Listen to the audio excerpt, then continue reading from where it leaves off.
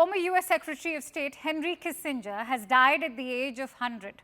The German-born former diplomat died at his home in Connecticut. So who was Kissinger and why is he still relevant even today? Henry Kissinger was born in Germany in 1923 and became a US citizen in 1943. In fact, he went on to serve 3 years in the US Army and later in the Counterintelligence Corps.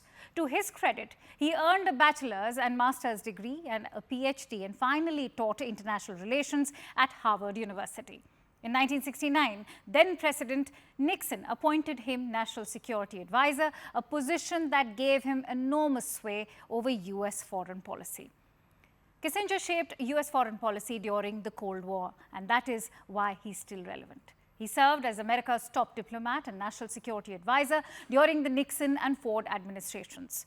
Despite leaving office in the mid-1970s, he continued to be consulted by generations of leaders for decades, some as recent as the current US President Joe Biden.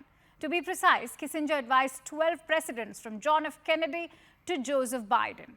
Interestingly, he is also the only American to have dealt directly with every Chinese leader from Mao Zedong to Xi Jinping. To China, Kissinger's death ends an era in US-China relations. Chinese state media outlets have hailed him as China's old friend. They have recalled his last visit to the country in July this year, that too at the age of 100. And here's what Xi Jinping had to say to Kissinger as the two men sat side by side. Xi had famously told Kissinger, and I quote, "China and the United States relations will forever be linked to the name Kissinger. I express my deep respect to you." Those were the words of Xi Jinping for Kissinger. In fact, for many in China, Henry A. Kissinger represented a now bygone chapter in relations between China and the United States. This when the countries seemed to be moving inexorably closer. And here's why Kissinger was viewed as a controversial figure. Critics accuse him of war crimes when he and President Richard Nixon conducted a bombing campaign against Vietnamese communists in Cambodia. So much so, he was accused of prioritizing rivalry with the Soviet Union over human rights and supporting repressive regimes across the world. And that also included that of Augusto Pinochet in Chile. Many consider the diplomat as a harbinger of death for Cambodia. Why so? Because while negotiating with North Vietnam, Kissinger approved a bombing campaign. And that led to the dropping of more than 2 million tons of bombs on Cambodia, which was a neutral country. He is also criticized for sending in of thousands of ground troops in an effort to deprive the communists of troops and supplies. What happened? More than 50,000 civilians died in these raids and millions were displaced. Anger over several of his policies follows him even in death. The Rolling Stone has published his obituary under the headline, "Henry Kissinger, war criminal beloved by America's ruling class, finally dies." If that's not enough, the HuffPost calls him the Beltway Butcher. But in 1973, he was awarded a Nobel Peace Prize. It was one of the most controversial in the award's history, for which this one was dubbed the War Prize.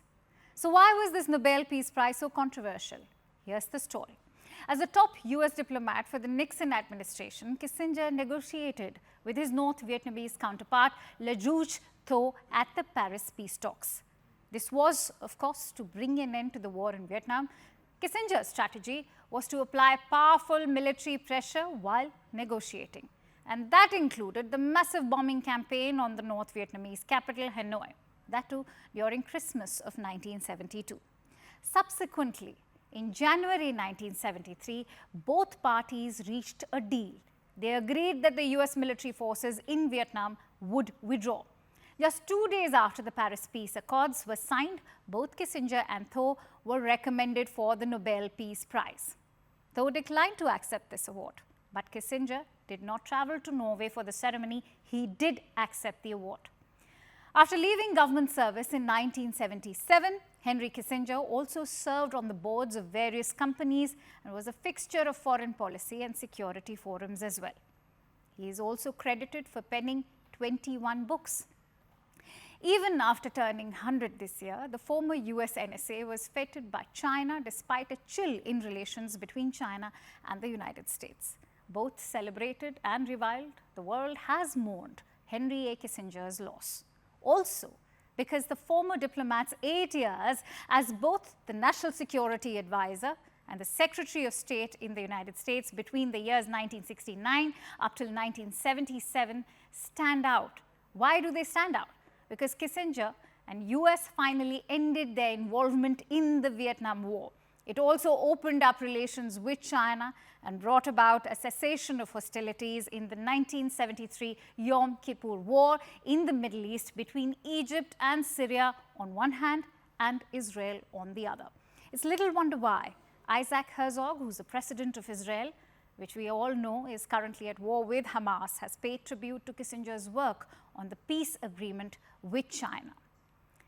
With Egypt, I beg your pardon. Now, in China, Kissinger also enjoyed enduring popularity. And that's why news of his death was soon trending on Weibo, a social media platform as well. That was the story of the great diplomat, Henry A. Kissinger. I leave you with this report. American diplomat and Nobel Peace Prize winner Henry Kissinger died Wednesday at his home in Connecticut. He was 100 years old. Kissinger was active late in life. He recently published a book on leadership styles and earlier this year visited Beijing to meet Chinese President Xi Jinping. Kissinger was born in Germany in 1923 and moved to the United States with his family in his teens before the Holocaust. Kissinger earned his doctorate from Harvard University in '54 and remained on the faculty there for the next 17 years, during which he regularly consulted government agencies on diplomatic affairs.